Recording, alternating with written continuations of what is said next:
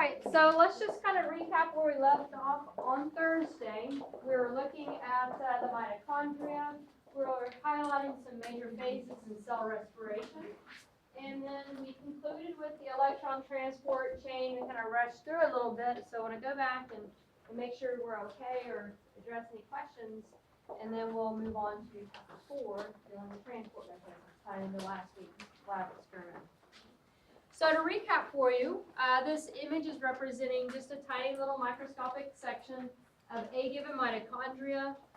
And the events, kind of snapshot what would happen during the electron transport chain.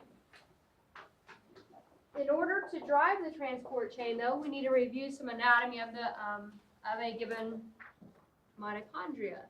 And so where are our kind of starting substrates located for the electron transport? Where are they located? Where is it?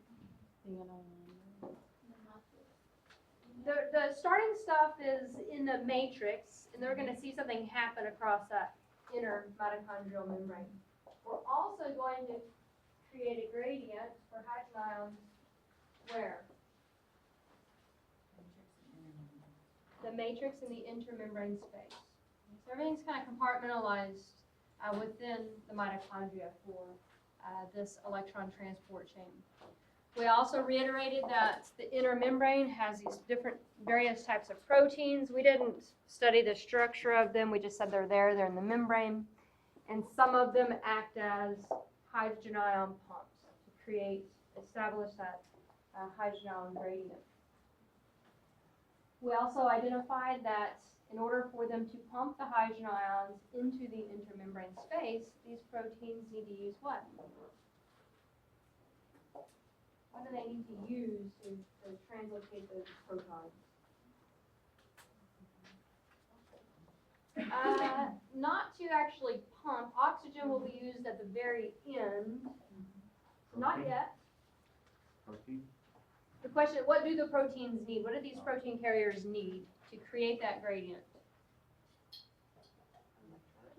They need electrons to give it what? Energy. So that was a point of the original catabolism of glucose, is to start taking electrons, carrying them in NADH and FADH2, picking up and following glycolysis, picking them up during the intermediate step, and picking a whole bunch more up during the Krebs cycle. And so now we're using those electrons and hydrogen ions, and they're being carried here by the way of our coenzymes, NADH and FADH2. So what we learned is that in this image we can see just NADH, but FADH would do a similar thing to a different protein to accept its hydrogen ions and electrons. Or excuse me, yeah, that's fine. Hydrogen ions and electrons. So effectively, when the first protein in the electron transport chain is reduced, it gains energy to pump what? Hydrogen ions from the matrix across the inner mitochondrial membrane and locate them in the intermembrane space. And we also learned after the first protein pumps its protons or hydrogen ions, the electrons aren't done. They still have more potential energy, and they can be shuttled over to another pump, which can use the same electrons and pump different hydrogen ions across into the intermembrane space. The same electrons still aren't done, so then they can be handed off to the next protein, which can also then pump a different set of protons or hydrogen ions into the intermembrane space. And so they contribute to establishing a hydrogen ion concentration gradient between the intermembrane space and the matrix. I hope that we took away on Thursday that all of that seems silly to spend energy to create a difference, to create a gradient. What's the payoff or design? Yes, and then make that connection to the gradient. So she said to make ATP, yes. So what is that correlating to this hydrogen ion gradient then? If we make the hydrogen ion gradient, we can we can diffuse the gradient or use the gradient to create, and I'm going to change the word energy. I'm going to change your word from energy to ATP. We can use that gradient to now manufacture ATP. And this will be the most efficient mechanism for ATP synthesis that we've seen thus far. Way better than glycolysis, way better than the Krebs cycle. So what is the name of the protein that allows us to make ATP very efficiently in this inner mitochondrial membrane? What's the name of it? It's a synthase, and it tells us even more. Which synthase is it? ATP synthase. It's kind of obvious. It gives itself away. It's an enzyme that synthesizes ATP. We now know, though, the way it works is it's kind of a channel for what? It's a channel for hydrogen ions. And when the hydrogen ions diffuse through, they rotate the rotor of ATP synthase, which happens to have a binding site for what? ADP, and you can call it inorganic phosphate. You can call it just phosphate, but more specifically, you're better off calling it inorganic phosphate. And then it rotates to produce ATP. I said it's more efficient, but we didn't really quantitate it. And so under the electron transport chain in your guided notes, well, do I have it? Let me look at your note. You can look your hand up real quick. Okay. If you look on your guided notes about ATP synthase, it gives us some quantification. And so it uses that hydrogen ion gradient to join by oxidative phosphorylation, inorganic phosphate, and ADP. And this is where the numbers become useful to you.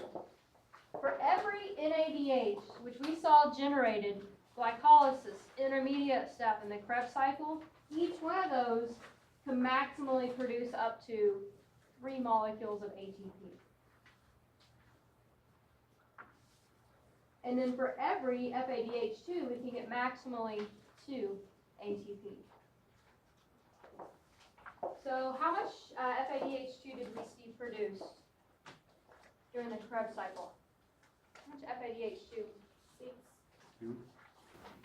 FADH2. 2. Okay. So 2 collectively. Okay, so per turn there was 1, totally there would be 2. So FADH2 produces for us how much total ATP? If we have 2 FADH2 and each contributes up to about 2, we can have 2 times 2 gives us 4 molecules of ATP. Let's go back and think how much NADH was produced all along. How much was produced following glycolysis?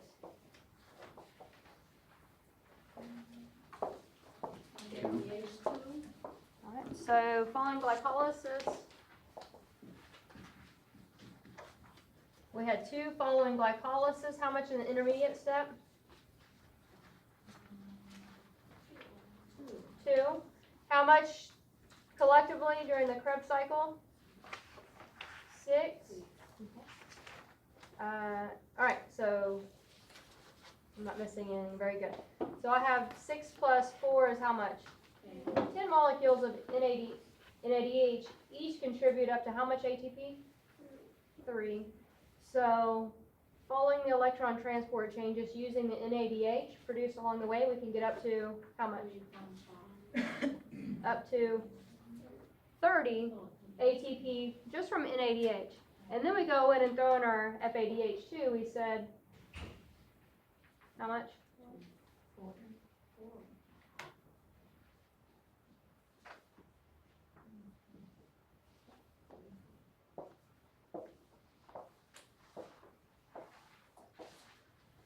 If you're lost, I'll try to bring it back in. We're just summing how much NADH was produced along the way, as well as FADH2. We learned that the bulk share of our NADH was produced during the Krebs cycle, but we have some produced during the intermediate step, and we also had some produced during glycolysis. So collectively, we produced 10 molecules of NADH. if they can contribute up to 3 molecules of ATP, 10 times 3 is 30. Using them during the electron transport chain.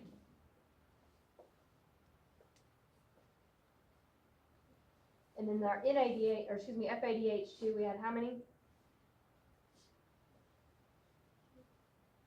We produced 2, and they each contribute 2 molecules of ATP equals 4.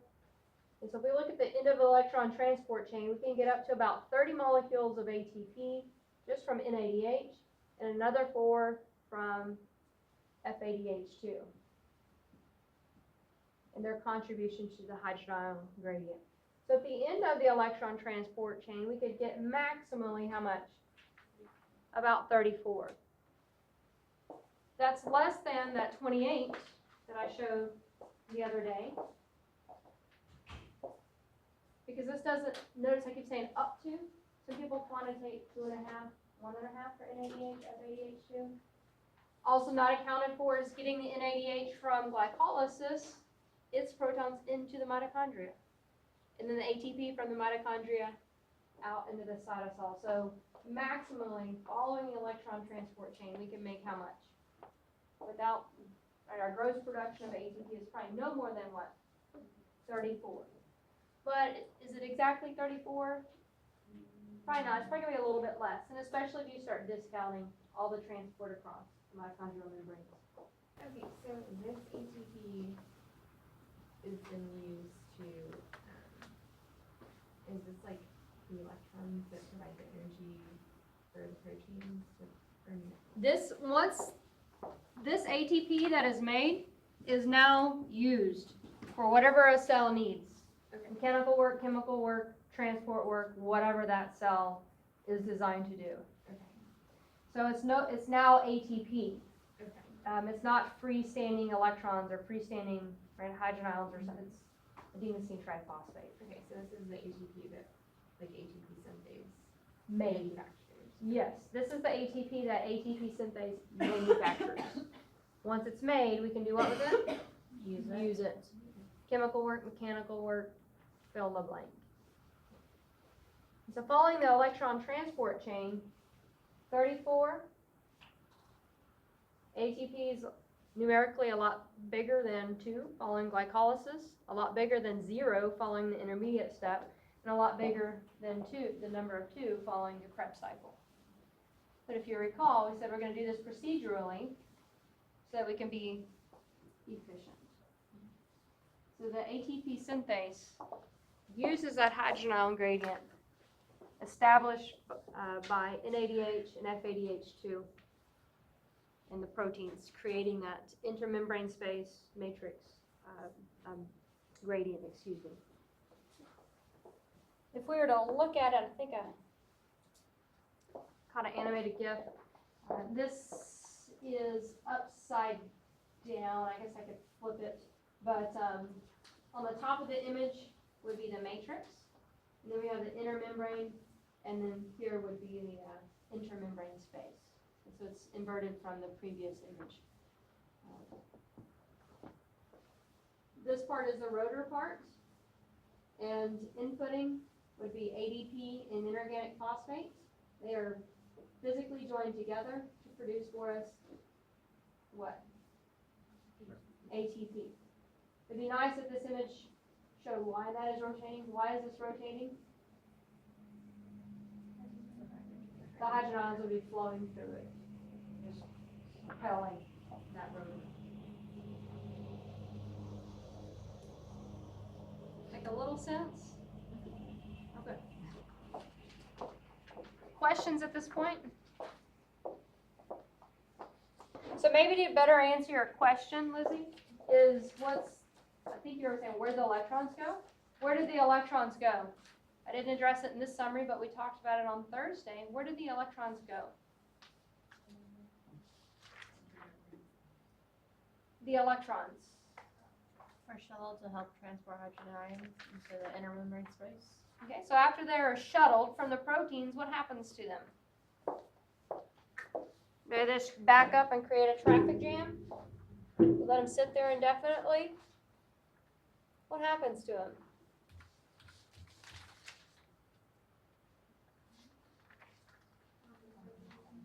They bind with hydrogen and oxygen to form water. So the electrons, after they've been used and contributed to that gradient, which you guys identified, is then we've got to reduce them. And we'll reduce them with hydrogen ions and oxygen to form water. So not only do we produce abundant amounts of ATP following the electron transport chain, but we also see a production of water. Which, if you review your handout that you guys just received back, the overall reaction, you look at the byproduct. Water and energy. Right? Carbon dioxide was liberated during the intermediate step in the Krebs cycle. Water eliminated during the electron transport chain. You could have put energy or you could put ATP, however you want to quantitate it. So byproduct is water, so an input would have been what? Oxygen. Which, if you recall from your Gen Bio classes, this is the reverse of which process? Which metabolic? What is this?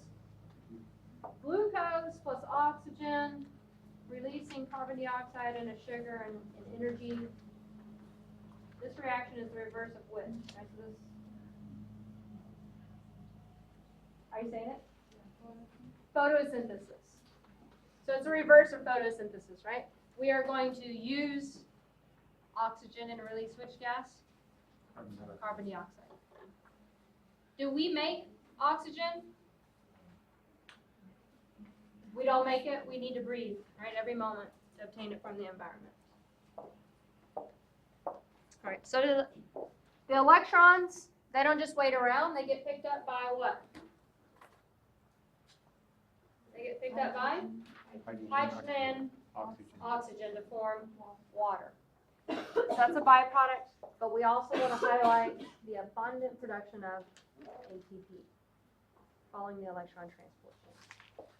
So the coenzyme is Q and cytochrome.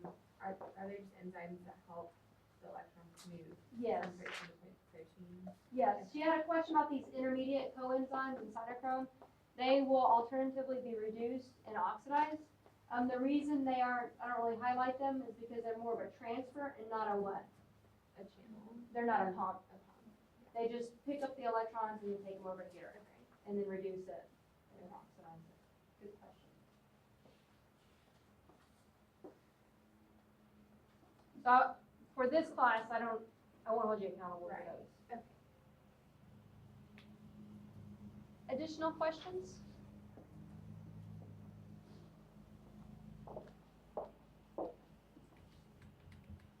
All right, so on your own, I'm going to give you about 3-ish minutes on a piece of paper to summarize the complete oxidation of a single molecule of glucose. So starting out with glycolysis and proceeding everything which we summarized last week. All right, so we'll come back to that. You'll keep your notes with you, and then maybe after class, you can review with your neighbor, right, whoever your study partner is, and check your progress.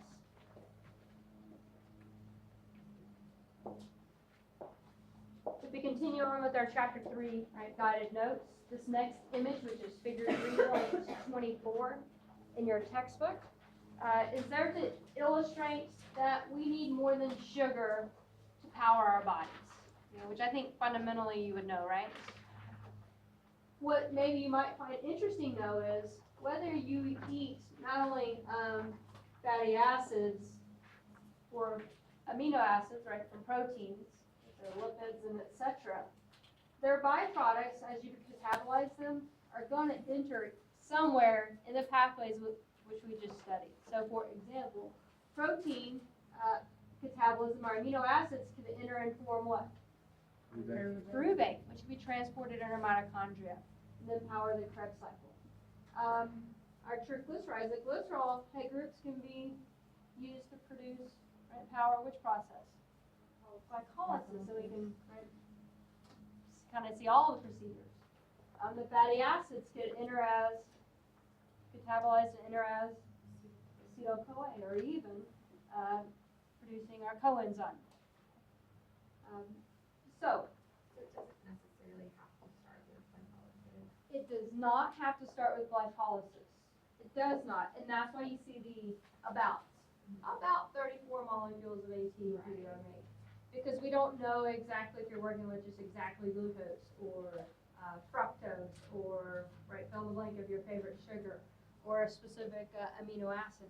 You know, also not shown here is the catabolism of nucleic acids. When you eat something, which used to be like eat salads or whatever, or beef or whatever, not only do you get fats and proteins, but you get the nucleic acids, right? You can catabolize those and they could enter in the Krebs cycle.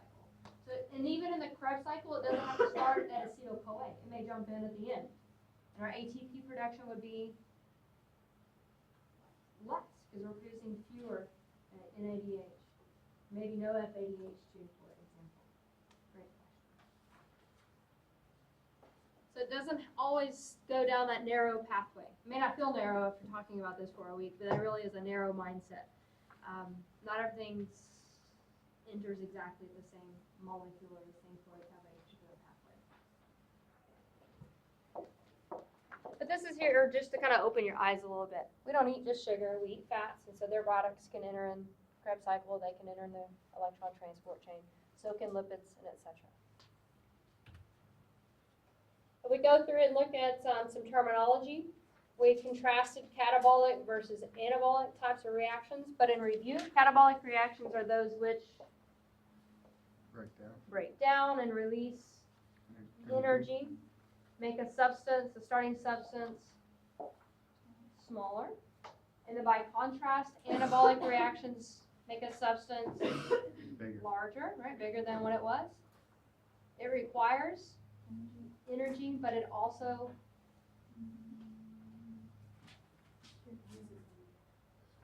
stores it first. So anabolic reactions are great sources of energy storage. So let's go through and practice. An example of a catabolic reaction is glycolysis, which we actually covered the last week, really. Glycolysis refers to the splitting or the breaking of a sugar, a sweet. And so we know that glycolysis takes a sugar like glucose and breaks it in half. If we contrast that to another lysis type reaction, glycogenolysis, lyses what? Glycogen. What is glycogen? Store your sugar. Stored form of sugar, right? So when glycogenolysis happens, we take glycogen, break, we call glycosidic bonds. What is released following glycogenolysis? Glucose. So glycogenolysis is a way to provide glucose into the blood. So it's stored glucose. It's stored glucose in your liver and in your skeletal muscle. You have these big chains of sugars called glycogen. And it just cuts off the terminal little sugars and go into your blood.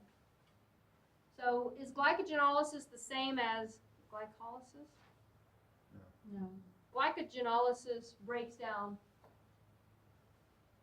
glycogen to release glucose.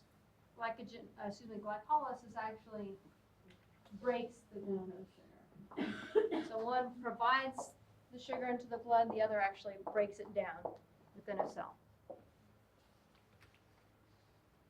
Lipolysis.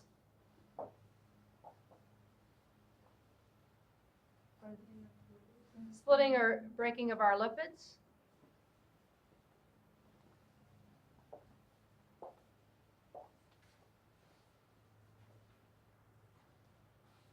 Proteolysis.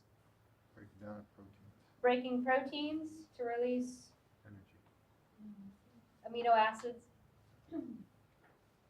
which in essence would release energy. All of these would release some form of energy or a certain amount of energy. Conversely, we can contrast these to anabolic reactions. Gluconeogenesis, that's a mouthful. Gluconeogenesis, so let's work backwards. We are generating a new glucose, a new sugar. We'll address this more when we get into the endocrine system and skeletal muscles. But this is making a sugar from something that's not a sugar. And so make a note about gluconeogenesis. You're making glucose from a non-sugar precursor.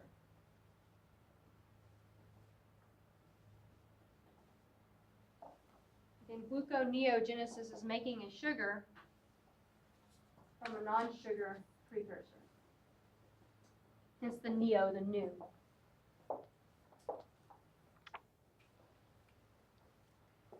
Glycogenesis. Do I have it in the wrong line? I've got gluconeogenesis under the wrong heading. I'm sorry, I didn't even catch it. I don't have my handout. You want to wrote gluconeogenesis from a catabolic? And it is certainly an anabolic reaction. I'm sorry about that. Gluconeogenesis is not a catabolic, it is a what? Anabolic. Another type of anabolic reaction is glycogenesis. This is the generation of glycogen. So I'm taking what? Building them together? Non-sugar. Glucose, individual glucose molecules and joining them together to form glycogen.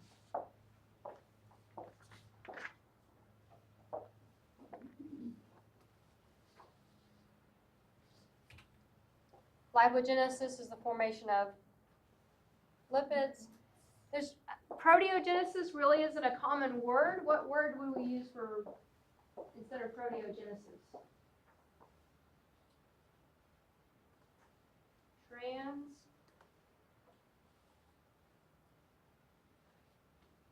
Fatty acid. No.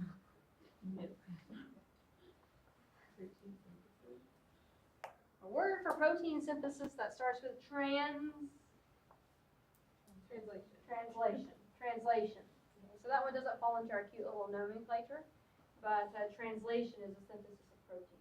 We know that it's kind of involved using our messenger RNA and our ribosomes. But oftentimes the words will give themselves away, the genesis or the lysis, and kind of work. The point is to kind of work through them, and you'll notice they can be easily confused if you speed through them. Glycolysis is very much different than glycogenolysis, which is very different than gluconeogenesis. I think that's the conclusion of our chapter 3 content. Is there anything else? What am I? Is that it? All right.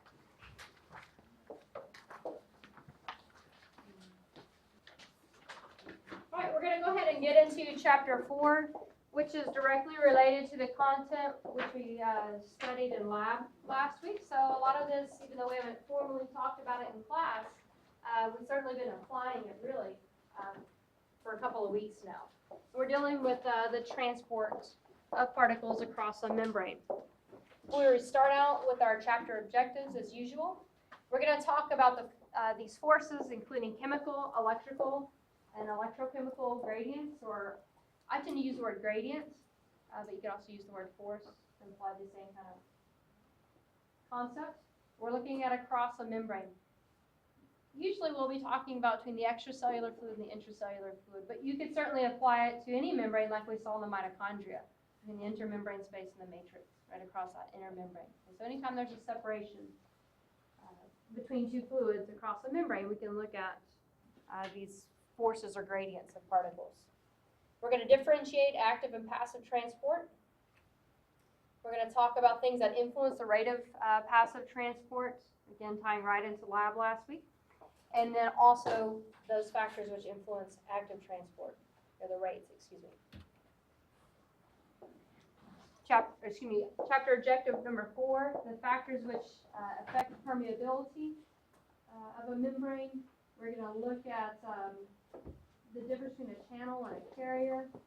and then conclude with, I guess not conclude, but we're going to differentiate primary and secondary active transport, which up to now you've probably just been familiar with primary active transport.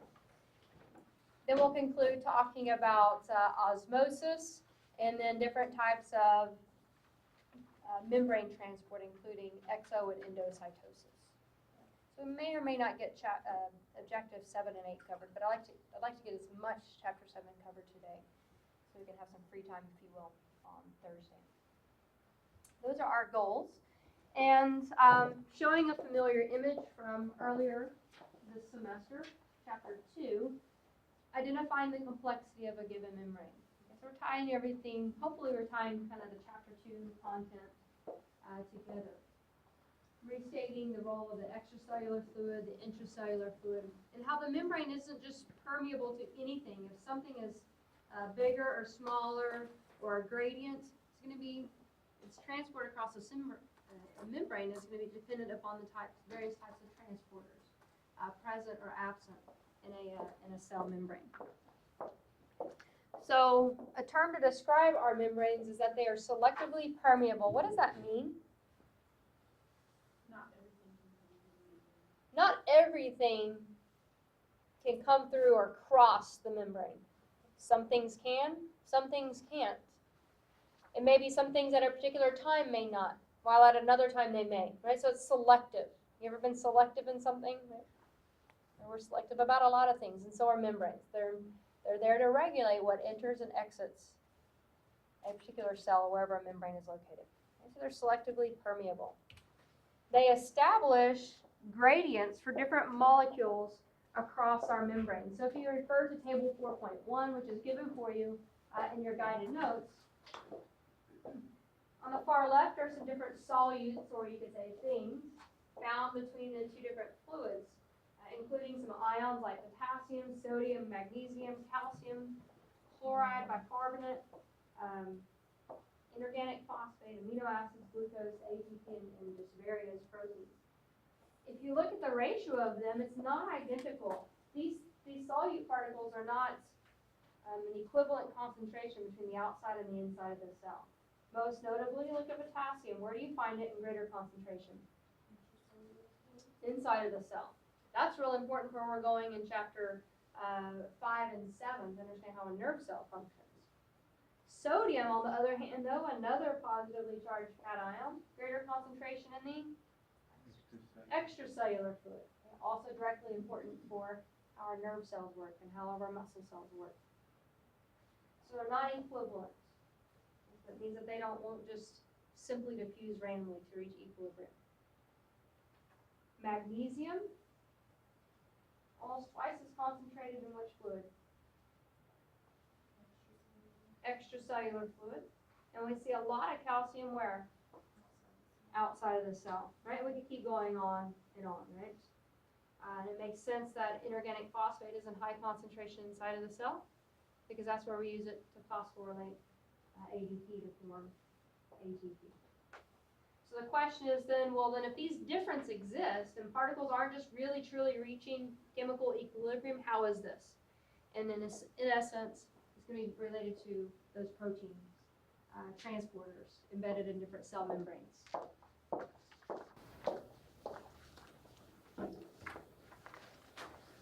In order to create a gradient, we need to take into consideration the driving forces or the gradients.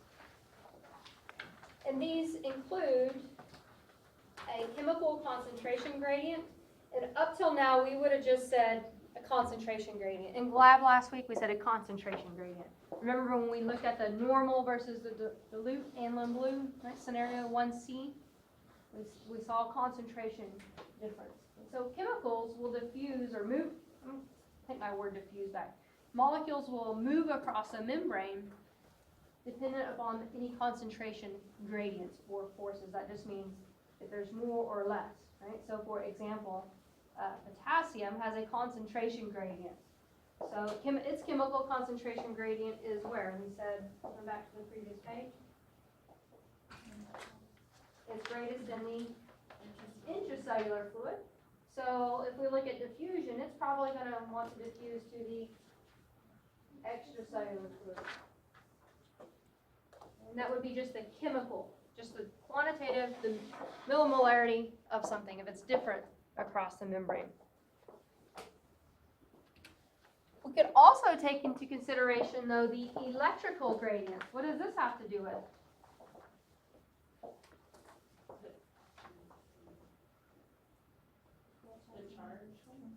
The charge, the protons and the electrons.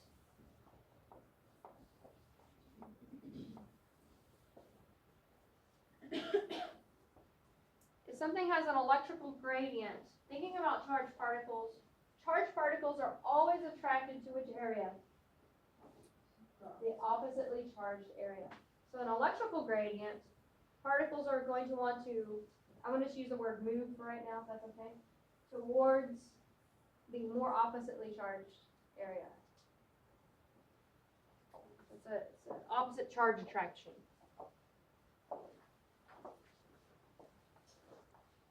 On that same note, the chemical attraction, the particles want to go to where? They would naturally want to go to the area of lesser concentration. They would move from the higher to the lesser. So in a chemical concentration gradient, particles would want to, I'm just going to use a generic word, move across a membrane where there is lesser, or you would say down the gradient, from a higher chemical concentration to an area of lesser, you can say lesser or lower chemical concentration. We then went on to say if there's an electrical gradient, charged particles would want to move to an area where there is an oppositely charged particle. It's just an electrical attractiveness.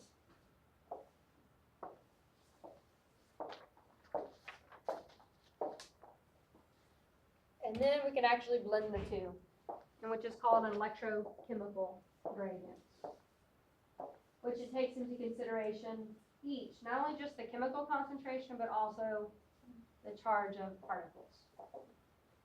The electrochemical gradient is the foundation of our excitable cells, our nerves and our muscles.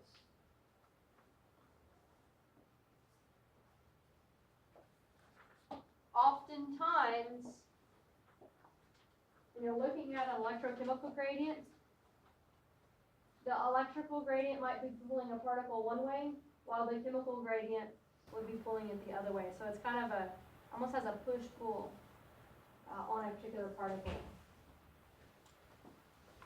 So a particle may be in great concentration. So for example, potassium's in high concentration in the, where? Intracellular. So chemically it wants to diffuse, we said, out. But it has a positive charge, and it's inside the cell, so it's probably going to be attracted to what? Electrically attracted to negatively charged things also inside the cell, like proteins and etc., right? Your DNA and other things that have negative charge. So chemically, in this case, potassium would want to diffuse which way? Out, but electrically it wants to be taken inside. So we look at the combined effects and we call it the electrochemical gradient. So it's more complex. We're just introducing it today, and we'll expound on it when we get into the nervous system and put it to use. And you said it was the foundation of excitable cells, such as The foundation of your excitable cells, such as your nerves and your muscles.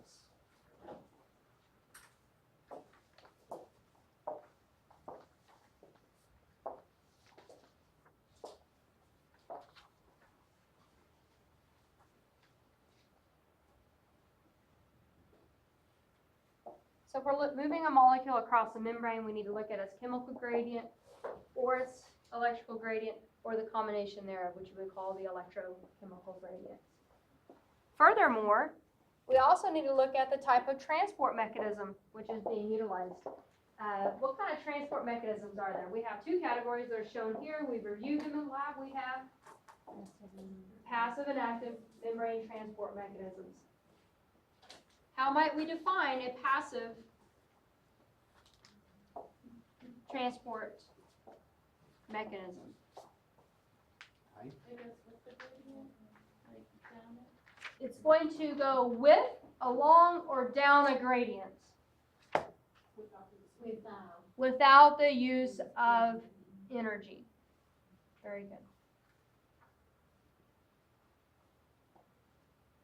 So passive transport mechanisms move a particle, and it'll be specific, it'll move a particle across a membrane down its gradient without the input of any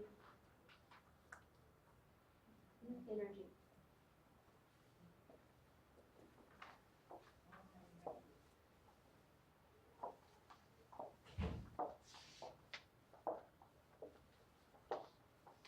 By contrast, active transport must then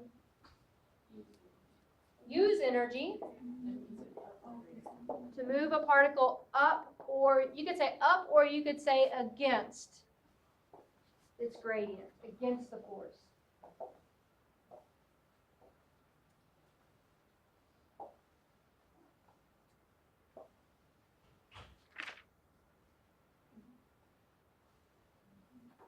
So active transport uses some form of energy to move a particle against its gradient.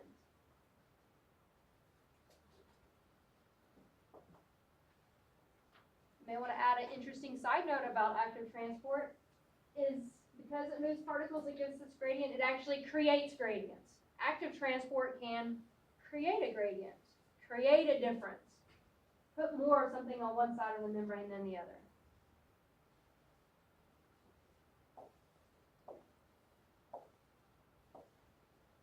Yes, active transport uses energy to move a molecule against its gradient, but it's also used to, what? Create gradients, like keeping potassium in higher concentration inside of the cell, like keeping sodium in higher concentration outside of the cell, like keeping calcium sequestered in which organelle? Pop quiz? The what? The smoothie are very good. Okay, so for example, we can create these gradients by using active membrane transport.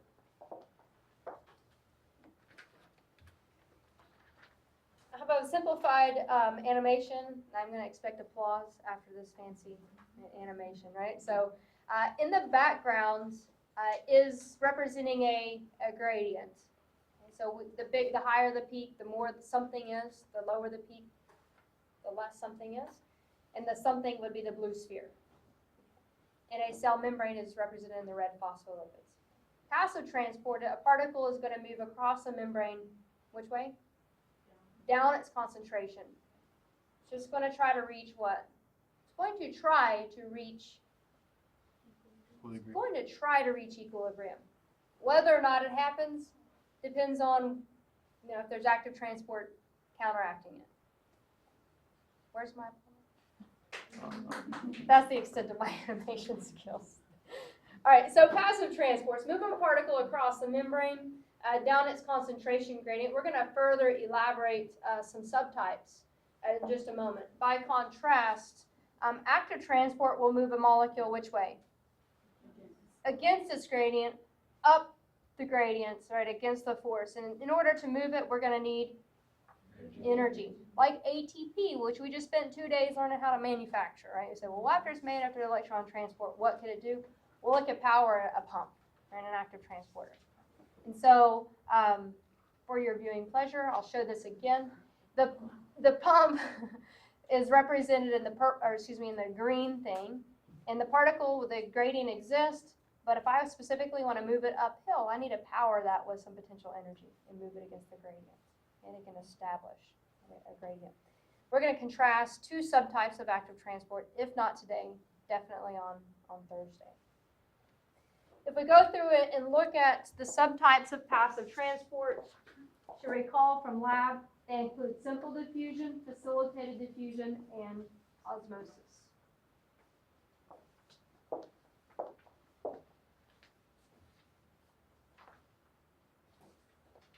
Simple diffusion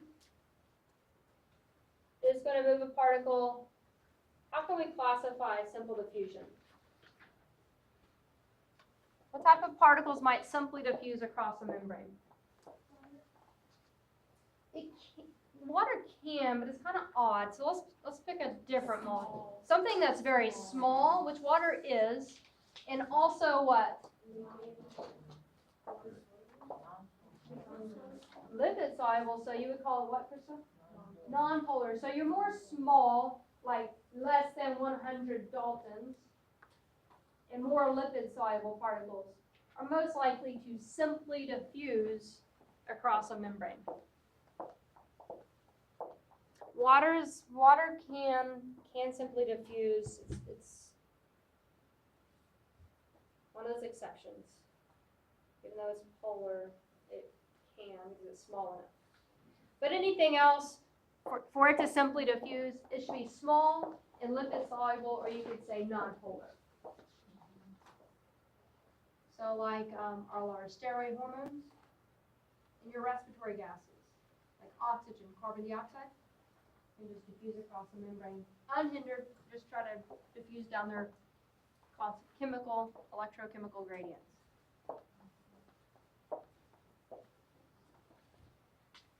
If we contrast that, if we look at my abbreviation here, SD is simple diffusion. In order to move a particle by simple diffusion, we need to take into consideration at least item 3, which I've kind of characterized.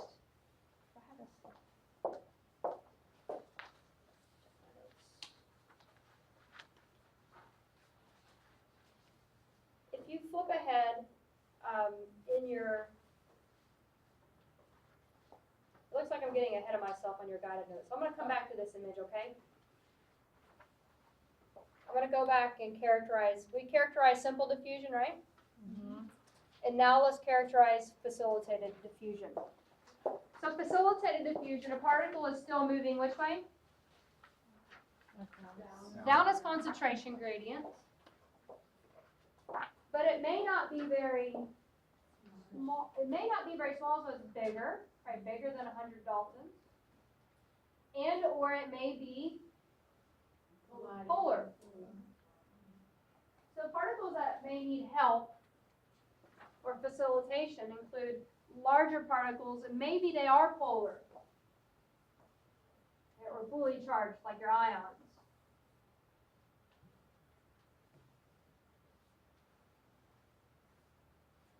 An example that we've already seen but didn't express in class is the facilitated diffusion of glucose. If you recall, we said glucose, you take it in, it goes in your blood, and it's got to get into your cells. It gets into your cells by facilitated diffusion. It facilitates in. There's a gradient there. There's more in the extracellular fluid on the inside, so we facilitate it in. What facilitates this? Protein carriers or transporters. They could be channels or carriers, whatever they may be.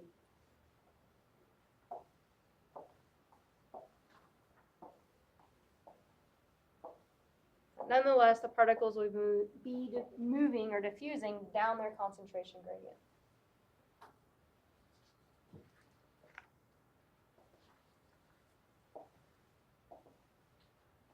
The third type of passive transport that kind of, is really discussed previously, but is pulled out in isolation because it's so important to cell function, is osmosis. Osmosis is specifically the transport of which particle?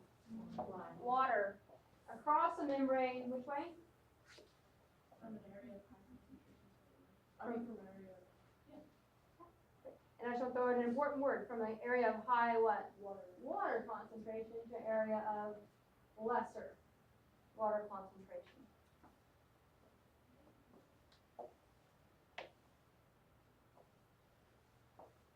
We had an idea about water. This certainly could just occur without a transporter, or we may use a pore. We've seen them before. I think we call them aquaporins. It's best. It's faster. It's easier for a cell if the cell has the water pores. So we can enhance it.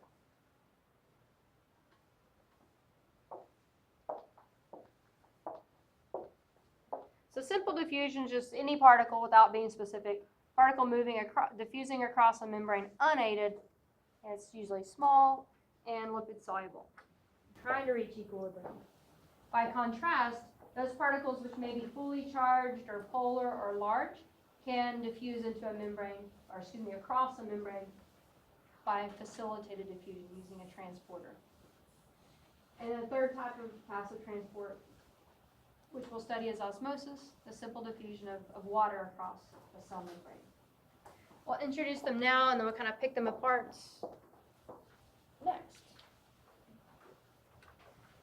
If we go back and look at simple diffusion, if we're trying to figure out how fast a given particle would move from one fluid to another across a membrane, there's some primary things that we can take into consideration. The first is the magnitude of the driving force, how big that gradient is. So go back to that little animation. Is it a big slope? Is the particle on one side of the membrane twice as concentrated as it is on the other side? Is it 10 times as concentrated on one side or the other? Is there really no difference at all? The bigger the difference, what happens? The bigger the difference, I'm sorry, I didn't hear.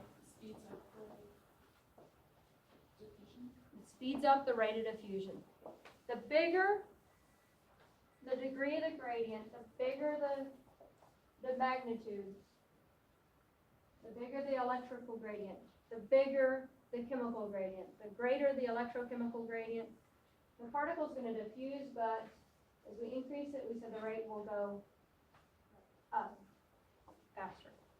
You actually studied this in lab last week, that 1C data. We said the greater the gradient, the greater the rate of diffusion.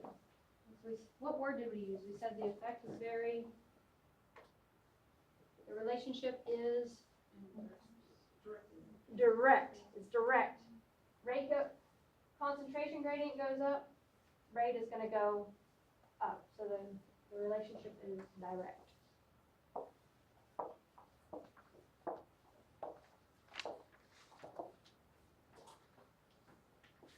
Not studied last week, but I think I mentioned to most, if not all labs.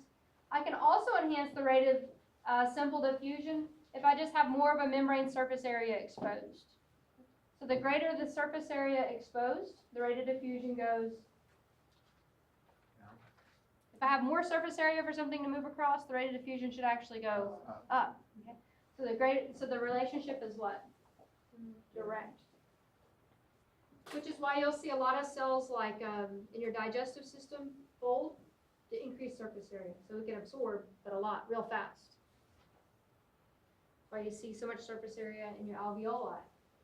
That's why you have all that crazy anatomy to study on the glomerulus and the nephrons in your kidneys. A lot of surface area to enhance diffusion. A third factor to take into consideration is the permeability of the membrane. We addressed this as well. So the membrane is going to be more permeable to factors that are very small and nonpolar, or you could even say lipid soluble.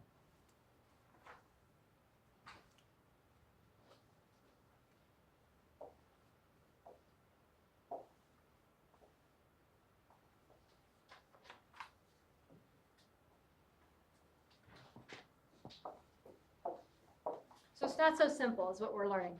Particle just doesn't randomly, uneasily just give off from one spot to the other. It depends on how big the difference is across the membrane, the surface area of the membrane, if that membrane is very, very permeable to it or not.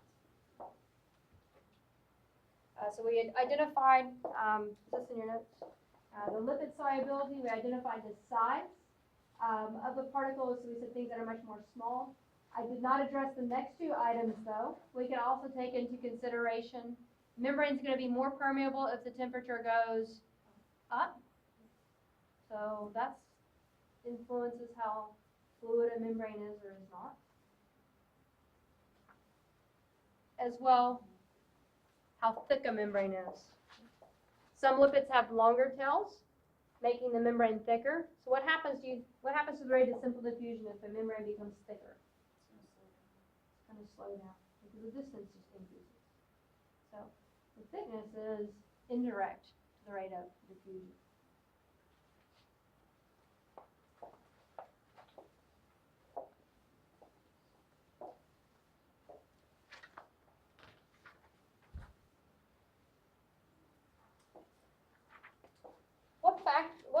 questions do you have at this point about some things that it can influence how quickly or slowly a particle might just simply diffuse across a membrane?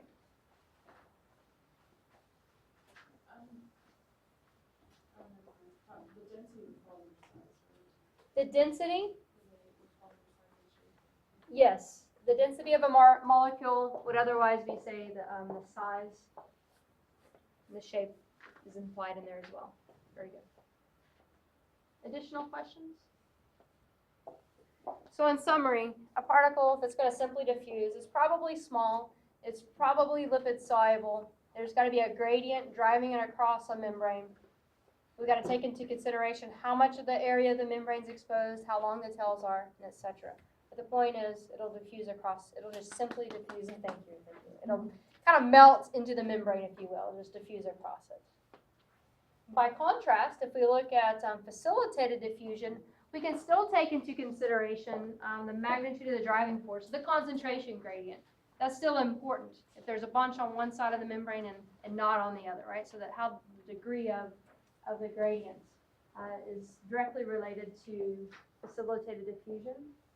But in this case, though, since we're using a carrier, we also have to take into consideration how quickly or slowly that particular carrier works. And so sometimes carriers may become what you call saturated. There may be more substance to be carried than it can work. Have you ever been saturated at work?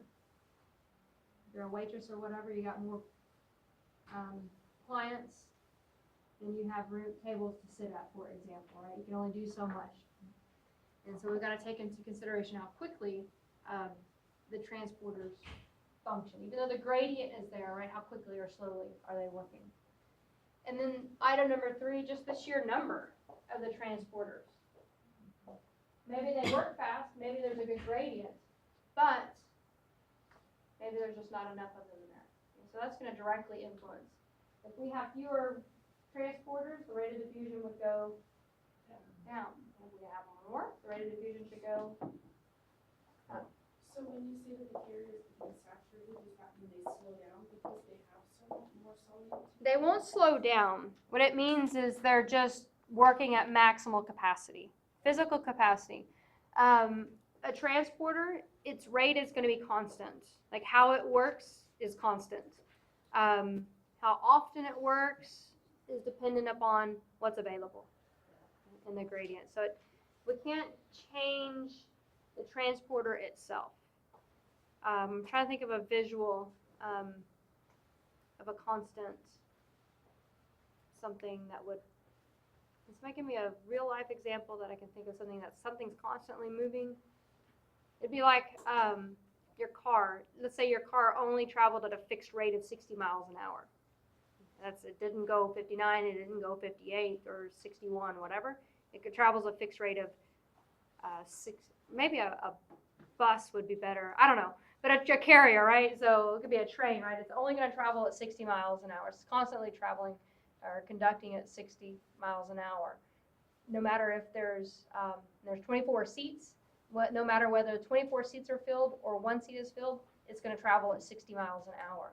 If there's 200 people waiting in line, it's still going to work at 60 miles an hour. Same thing with your carriers. If there's 200 nanomoles of something over here, it's still going to work at its normal rate. Just because there's people waiting, molecules waiting, it's not going to speed up or slow down. Does that make some sense? Good. Seems unsafe to think of like a physical, like something that you would get on to illustrate how it's constantly kind of working, but it's stationary in the membrane, moving a particle. Good question. Additional questions? So again, looking at the gradient, transporters used, but it doesn't use any energy, right, to transport that molecule down its concentration gradient.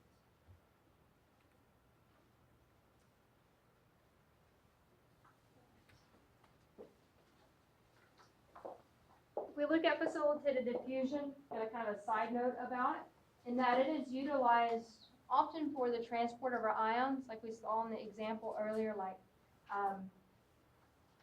sodium, potassium, calcium, whatever. In order to move them across the membrane, we need to use these facilitators, or